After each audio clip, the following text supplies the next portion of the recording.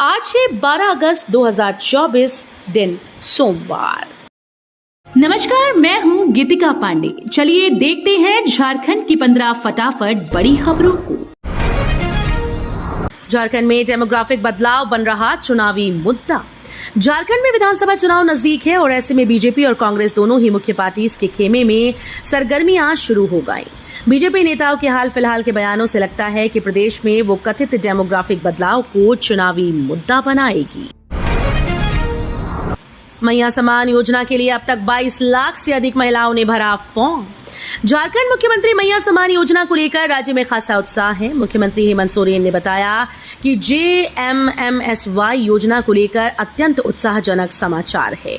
उन्होंने बताया कि रविवार को सुबह 11 बजे तक 22 लाख से अधिक बहनों ने सफलतापूर्वक फॉर्म भरा। झारखंड के सरकारी स्कूल में शिक्षा का स्तर होगा बेहतर, हर महीने जारी किया जाएगा score card. Jharkhand government school में स्वस्थ और पारदर्शी प्रतियोगिता की भावना विकसित करने और बच्चों को गुणवत्तापूर्ण शिक्षा उपलब्ध कराने के लिए सरकारी स्कूल का हर माह स्कोर कार्ड जारी होगा। झारखंड शिक्षा परियोजना परिषद ने प्रोजेक्ट इम्पैक्ट के तहत स्कूल्स में लागू किए जाने वाले इस कार्यक्रम का अंतिम प्रारूप तैयार कर लिया है। झारखंड में बड़े पैमाने पर प्रशासनिक फेरबदल, देर रात 25 IAS अधिकारियों का तबादला।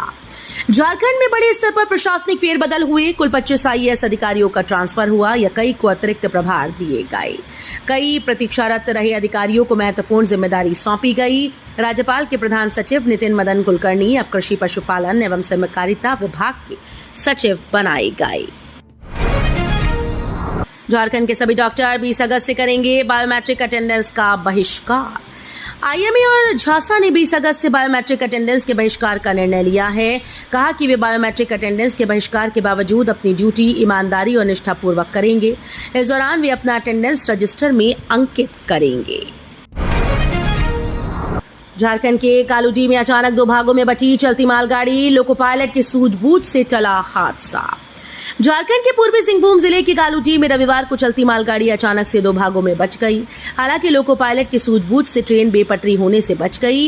इससे बड़ा हादसा चल गया। बाबा मंदिर और बासुकीनाथ धाम के लिए शुरू होगी हेलीकॉप्टर दर्शन सेवा। केदारनाथ व माता वैष्णो देवी की तर्ज पर बाबा समेत बासुकीनाथ धाम के हवाई दर्शन के लिए अब बाबा नगरी में भक्तों की सुविधा के लिए सरकार हेलीकॉप्टर दर्शन सेवा शुरू करने जा रही है। इसके लिए नागर विमानन विभाग ने सारी तैयारी पूर्ण कर ली है। साइबर क्राइम के लिए झारखंड में कंबोडिया से गैंग चला रहा तस्कर। साइबर क्राइम के लिए मानव तस्करी करने वाले गैंग की जांच में झारखंड CID की साइबर क्राइम ब्रांच की टीम को पता चला कि गिरोह का सरगना उत्तर प्रदेश के इलाहाबाद का रहने वाला है। वो अभी झारखंड, उत्तर प्रदेश, बिहार में फैले गैंग के गुर्गों को कंबोडिया और मलेशिया से ऑपरेट कर रहा है। रांची विश्वविद्यालय में 2018 से अब तक 981 विद्यार्थियों ने ली PhD डिग्री। निजी विश्वविद्यालय नहीं दे रहे डेटा। राजभवन के सख्त निर्देश के बाद राज्य के सरकारी विश्वविद्यालय में PhD डिग्री पर इस वर्ष से अंकुश लगा, जबकि प्राइवेट विश्वविद्यालय में धड़ल्ले से PhD की डिग्री दी जा रही है। इतना ही नहीं, कई प्राइवेट विश्वविद्यालय ऐसे भी हैं जो PhD डिग्री का वर्षवार डेटा तक देने में भी आनाकानी कर रहे हैं। मोदी सरकार को धमकी देने वाला कट्टरपंथी गिरफ्तार। बांग्लादेश में अशांति के बीच अब भारत में कुछ ऐसी कट्टरपंथी ताकतें हैं जो बांग्लादेश जैसे हालात भारत में देखना चाहते हैं। इस तरह की बातों के लिए सोशल मीडिया का भी सहारा लिया जा रहा है। इस कड़ी में एक कट्टरपंथी शख्स ने मोदी सरकार को धमकी देते हुए सोशल मीडिया एक्स पर लिखा था कि श्रीलंका और बांग्लादेश तो हो गया, अब भारत का नंबर है। बरेली के रहने वाले शख्स के खिलाफ केस दर्ज कर गिरफ्तार कर लिया गया है। दिनेश प्रसाद ने कहा, हम कई वर्षों से भाजपा के लिए काम कर रहे हैं। आगामी विधानसभा चुनाव को लेकर उम्मीदवार अपनी अपनी दावेदारी पेश करने में लगे हैं। इस कड़ी में करवेकला पंचायत के मुखिया दिनेश प्रसाद कुशवाहा ने भाजपा के टिकट पर सदर विधानसभा क्षेत्र से अपनी उम्मीदवारी का दावा पेश किया।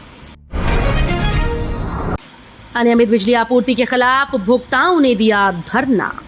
हिरणपुर व लिट्टीपाड़ा क्षेत्र में अनियमित बिजली आपूर्ति को लेकर रविवार को सुभाष चौक निकट के धरना प्रदर्शन हुआ। इसका नेतृत्व सामाजिक कार्यकर्ता साहिब हांसदा ने किया। इस दौरान दर्जनों की संख्या में विद्युत उपभोक्ता शामिल हुए। सुल्तानगंज से 1.82 लाख कांवड़ियों ने उठाया जल। चौथी सोमवारी पर वैद्यनाथ का जलाभिषेक। श्रावणी मेले में तरह तरह का उद्घोष करते कांवड़िए अजगैबीनाथ धाम से बाबा धाम चले जा रहे हैं। चौथी सोमवारी के लिए कांवड़ियों का एक बड़ा जत्था नाचते गाते नारा लगाते आगे बढ़ता चला जा रहा था, जहां कांवड़ियों की संख्या में बढ़ोतरी देखी गई। बांग्लादेश हिंसा का जिक्र कर धनखड़ ने कांग्रेस पर किया बड़ा अटैक। कांग्रेस के कुछ नेताओं के बांग्लादेश के हालातों की तुलना भारत से की। इस पर उपराष्ट्रपति जगदीप धनखड़ ने कड़ी आपत्ति जताई। उन्होंने कहा कि कुछ लोगों की ओर से फैलाई जा रही ये बात बेहद चिंताजनक है कि पड़ोसी देश में जो हुआ वो भारत में भी होगा। टीवी सोमनाथन बने भारत के नए कैबिनेट सचिव। 30 अगस्त को संभालेंगे पदभार। 1987 बैच के तमिलनाडु कैडर के आईएएस अधिकारी टीवी सोमनाथन को भारत का अगला कैबिनेट सचिव नियुक्त किया गया है। वो 30 अगस्त को अपना पदभार संभालेंगे। पदभार ग्रहण करने की तारीख से लेकर कैबिनेट सचिव का पदभार संभालने तक वो कैबिनेट सचिवालय में ऑफिसर ऑन स्पेशल ड्यूटी के रूप में काम करेंगे। तो ये थी आज की बड़ी खबरें। अगर आपको न्यूज पसंद आई हो तो वीडियो को लाइक और शेयर करना बिल्कुल न भूलें।